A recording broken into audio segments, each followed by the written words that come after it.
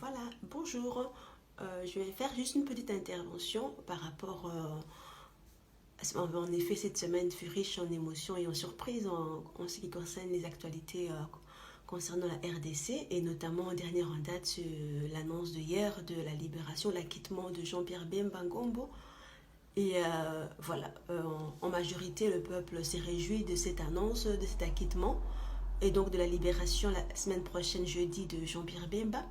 Mais j'ai pu constater avec étonnement la réaction de certains, on va dire, adeptes, fanatiques ou fidèles des partis d'opposition, notamment les Tshisekidistes et les Katombistes et les Kabylistes, opposition envers Bemba, qui ont pris cette nouvelle avec beaucoup de, on va dire, de colère, de jalousie et d'effroi. Et donc j'ai pu lire certaines réactions et certaines attaques envers le peuple qui s'est réjoui de l'annonce de la libération de Bemba, donc notamment auprès des Tshisekidistes. J'ai pu lire certaines personnes qui se sont permis d'insulter le peuple d'amnésique, souffrant d'Alzheimer. Ce peuple est ignorant, qu'il comprendra un jour, mais ce sera trop tard. Que Bemba n'est pas celui qu'on croit, que Bemba est un piège ou est un pion, une marionnette, une carte joker des Occidentaux. Mais voilà, dans toutes ces insultes ou ces moqueries envers la population, dans sa joie quant à la libération de Bemba, moi je tiens juste à rappeler une chose. On ne doit pas être hypocrite. Ça fait 11 ans que Bemba a été mis de côté, a été mis hors jeu, a été mis en prison, dans la prison de l'Aïe, pour les crimes qu'on a imputés à sa personne, des crimes contre l'humanité, de crimes de guerre et autres que son armée aurait commis en Centrafrique. Mais premièrement, Bemba ne peut pas être responsable, en tout cas à moindre mesure responsable de ces crimes-là, puisque c'est bien Ange Félix Patassé qui a fait appel à l'armée de Bemba pour venir l'aider dans son pays à maintenir de l'ordre ou à se maintenir au pouvoir. Et donc, si une personne devait être responsable de ces 20 viols, un chiffre bien rond, et de cette personne, parce que c'était plusieurs personnes tuées et on est arrivé à une seule personne de tuer, si quelqu'un doit être responsable de ces souffrances-là que je ne dénie point, c'est bien Ange Félix Patassé qui aurait dû être traité devant l'AIE pour répondre de ses crimes, car c'est lui qui a fait appel à un étranger congolais, Jean-Pierre Bemba, pour venir l'aider. Et c'est pas Jean-Pierre Bemba qui est parti de son propre chef, de sa propre décision, rentrer en Centrafrique pour venir aider Patassé. C'est bien Patassé qui est responsable de ces crimes. Ça, je réponds par rapport à la réaction de Bensoussa quant au crime, quant à son regret face à l'acquittement de Jean-Pierre Bemba. Maintenant, je reviens aux Tshisekidistes qui insulteraient ou qui se moqueraient ou seraient déçus de la réaction de joie du peuple congolais. Mais je tiens à vous rappeler, si vous êtes déçus de Jean-Pierre Bemba par rapport à cette fameuse phrase qu'il aurait accepté l'inacceptable dont personne ne sait déterminer, dire avec précision qu'est-ce que cela signifie exactement. Mais si on l'en veut, eux qu'on soupçonne d'être le pion des Occidentaux, mais il est pas moins ou pas plus pion ou marionnette des Occidentaux que vous, que, que les Katumbis ou les Tshisekidis ou les Kabylistes. Vous êtes tout autant pions, marionnettes des Occidentaux. Si Bemba l'est, vous l'êtes autant. Vous jouez tous autant à leur jeu, vous répondez tous autant à leurs attentes, vous jouez tous en faveur, vous travaillez tous en faveur de leurs intérêts.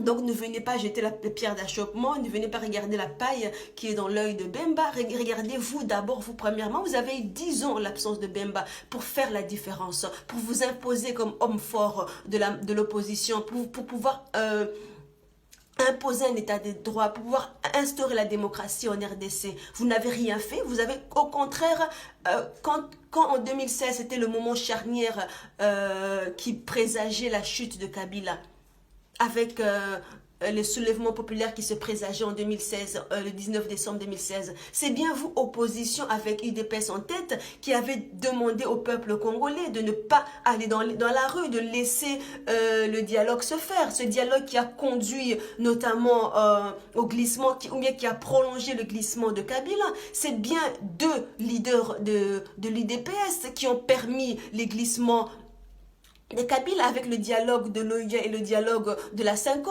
C'est bien le gouvernement Badibanga qui est de la même trempe que Katumbi, étant donné que Badibanga n'a même pas de nationalité officielle congolaise, alors qu'il détient la nationalité belge. Il a été Premier ministre qui a permis un glissement à Kabila, et aujourd'hui c'est bien un leader de l'UDPS qui a fait plus de 32 ans dans le parti soi-disant de l'opposition, qui aujourd'hui aide Kabila une fois de plus en acceptant le poste de Premier ministre pour permettre à Kabila de poursuivre son glissement.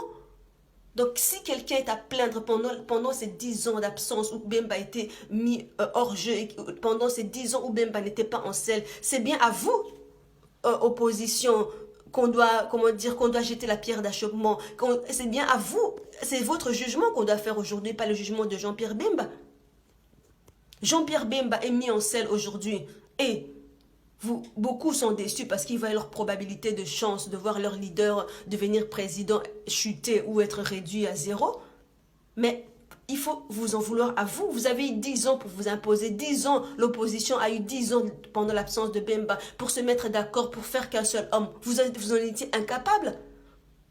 Pendant ce temps-là, on a fait entendre que des scandales autour des affaires à Ibiza, des valises d'argent et de dollars qui seraient données à Venise, des rencontres ici en Europe avec la Kabylie pour préparer le glissement de Kabila au-delà de 2016. On n'a fait qu'entendre que des scandales. On a entendu des scandales via Jeune Afrique de la confirmation de la non-nationalité congolaise du candidat Katumbi, qui, on le suppose, était premièrement dans le plan A des kabilistes. Katumbi était le soi-disant dauphin qui devait se faire passer comme faux opposant de Kabila, mais ce plan a échoué. Ils sont passés au plan B qui était Gizenga, mais Gizenga qui est devenu une probabilité très faible, car son taux vital ou ses chances, son pronostic vital est déjà fort prononcé. D'où Kabila se doit désormais, vu que son plan A et que son plan B a échoué, Kabila se doit désormais d'afficher et d'affirmer sa candidature pour un 3e mandat.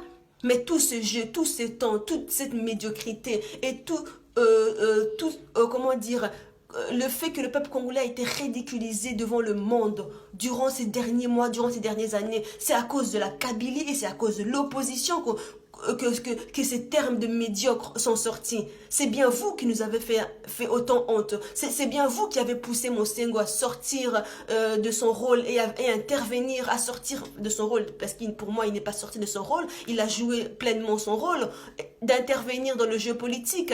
C'est vous qui avez poussé des acteurs comme Denis Mukwege à vouloir intervenir pour aider ce peuple, parce que vous étiez incapables, vous, opposition et majorité, incapable d'instaurer et de respecter la démocratie, de respecter l'état de droit et de respecter un véritable jeu d'opposition. Donc arrêtez vos insultes, arrêtez d'essayer de vous faire passer pour des victimes, arrêtez d'essayer de vous moquer du peuple qui se réjouit. Oui, Bemba n'est pas parfait, Bemba fait des erreurs, oui, Bemba était à Sun City, oui, Bemba faisait partie des 4+1, oui, Bemba, oui, en effet, Bemba, oui, mais si durant les 32 ans de pouvoir, il y avait une véritable opposition qui aurait permis des vraies alternances en RDC et qui aurait empêché Mobutu de régner pendant 32 ans grâce à une opposition qui n'était pas réelle. S'il y avait une vraie opposition, il y aurait une vraie alternance et on n'aurait pas été envahi par nos voisins rwandais et ougandais. On n'aurait pas été envahi par eux. On n'aurait pas donné la tentation à ces gens-là et ni l'occasion à ces gens-là de nous envahir. Mais parce qu'il n'y avait pas de véritable opposition, Mobutu a pu s'éterniser pendant 30 ans, ce qui a donné l'occasion aux autres, à nos voisins, de pouvoir s'introduire avec un prétexte de démocratisation, de libération d'un peuple. Les étrangers, les Rwandais ont pu envahir notre pays. Parce que justement, pendant 32 ans, il n'y a pas eu de véritable opposition. durant le règne de Mobutu. Un règne que je ne conteste pas.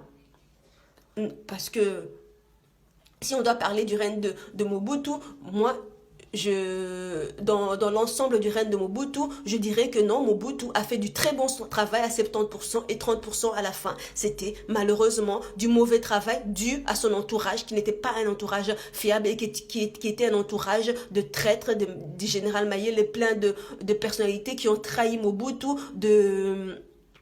comment il s'appelle encore le Polonais là qui est au pouvoir avec Mobutu, qui est aujourd'hui au pouvoir avec Kabila, Léon Lubitsch.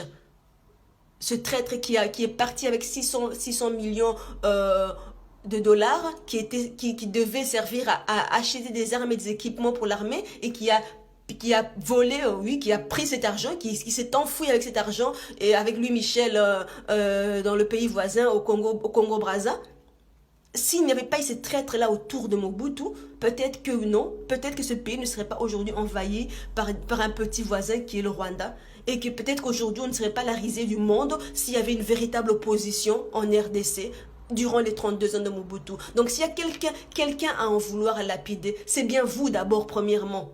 C'est bien d'abord vous à qui vous devez vous auto-flageller avant de venir jeter la pierre à un peuple qui est dans une misère, dans un désespoir profond. Durant votre médiocrité, vous nous avez conduit de désespoir en désespoir. Oui, aujourd'hui, malgré les défauts de Bemba, nous voyons une lueur d'espoir, une petite certes, mais c'est une lueur d'espoir au moins qui est véritable et qui n'est pas faussée, qui n'est pas fausse comme la lueur d'espoir de médiocrité et de désespoir que l'opposition a pu nous donner et nous offrir en spectacle durant ces dernières années. Donc voilà, c'est le message que je voulais passer ce matin à la suite de certaines lectures que j'ai pu faire. Merci.